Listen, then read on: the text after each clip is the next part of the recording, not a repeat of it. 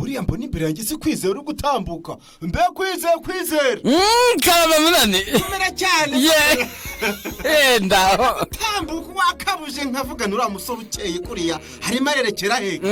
sha reka nkubwire bimeze neza noneho byandenze ubwo ubona ntambuka ivumbi riri inyuma yanjye byacitse harya ko muri korona insengero bazitanangiye ubu noneho riyonze bakaba barafunguye Kabarondo Nyamirama ndetse na nkamba mbese ubwiza byawe bimeze bitera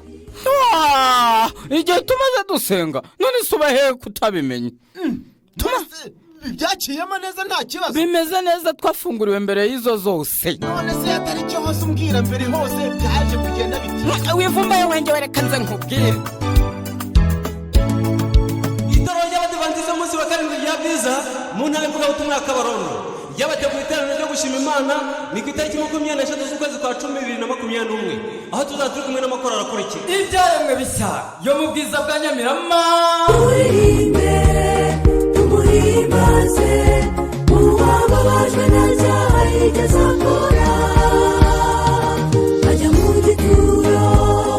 arazuka ubu ni muzima kandi yakizuka abakorerabushake yo mu bwiza ari bugufi Yesu utategereje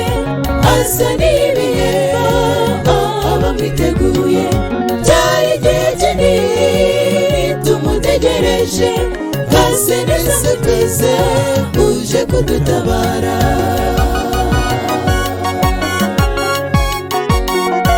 abarobyi b'umwami yo ku itorero ry'abadivantisite b'umunsi wa karindwi rya Kayonza naje Mana data nabara unyakire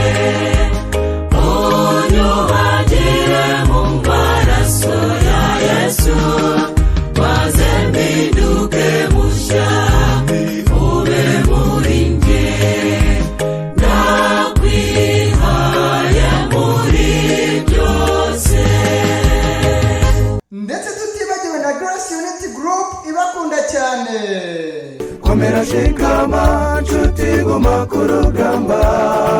ibigeragezo na Yesu yahuye nabyo maze arabitsinda anesha umwanzi Satani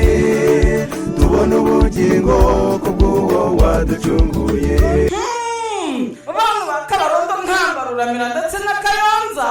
rundurubira rugenda bari no mu mashinge bantu babugambira gasetsa ndetse n'ahandi mu mbibi zaho mwese